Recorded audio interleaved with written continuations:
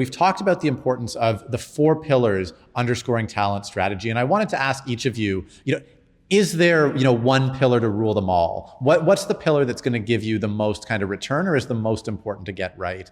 Brittany, maybe I'll start with you. When we all went virtual because of the pandemic, we had to learn different skill sets. We had to learn how to interact online. We had to learn how to have a meeting with people that you didn't pass in a hallway every day.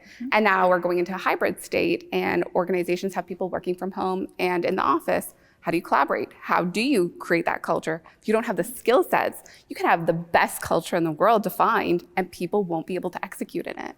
Yeah, but on top of that, I could use that same logic to validate all the other pillars. Because I could say, in this new case, we had to think about roles differently because we had moved to much flatter organizational structures. So we had to reduce the amount of managers. And now when you were working remote, being able to actually manage a virtual workforce required you to reconsider your structure, reconsider your measures, how you're going to evaluate people. And so the same logic applies to structure and to recruitment, because you couldn't recruit in the same way as either. So again, while I agree with what you're saying, I think I could take that and rinse and repeat that argument for the other 3. But hang on a second. Without a strong culture that is connected to how people know you outside the workplace or the building, your employer brand, you're not going to be able to recruit. You're not going to be able to, again, create this piece around learning and development. And it's interesting too, because learning and development, career management, learning development were 2 and 3 on the most popular reasons why people leave organizations. So if and learning and development, I love what you said earlier, Brittany, about it doesn't happen in a dark classroom with PowerPoint slides. It's the bumps and the bruises that you get. So it's not about sending to programs. It's about, as a leader, how are you creating a culture where people can learn as they go and make those mistakes? So I'm back into my culture. I love the approach of they're all important. I feel like that's a little bit like asking the genie for more wishes, but that's just fine. So I want to talk about culture for a minute here, because, culture, there's the adage about, culture eating strategy for breakfast, and how kind of encompassing culture is. But, we can talk about it here as change your culture. And it's change my culture. Of course, I didn't think of that. But to actually work on changing your culture, you need the buy-in, I guess, of the entire organizational ladder. And so, to what degree does culture kind of radiate downward, and what impact can we have as leaders to get toward a culture we want in really tactical terms? That's a great point, Jeff, if I may. One of the number 1 questions that I ask our members is, what is your culture? Describe it to me.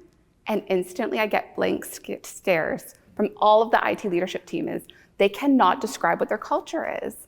And so you start to give them some verbs and some ideas of what it could be, and they're like, okay, I think it's like this. Is that the culture you want? And instantly, blank stares again.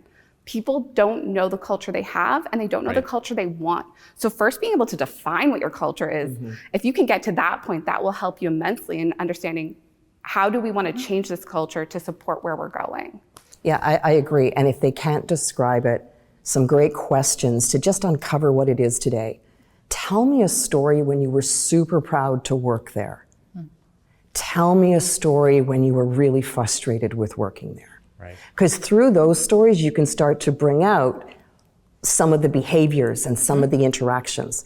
Because again, culture is how we treat each other. So through those 2 different stories, you can get into this, okay, here are the words I'm hearing. How do these resonate with you?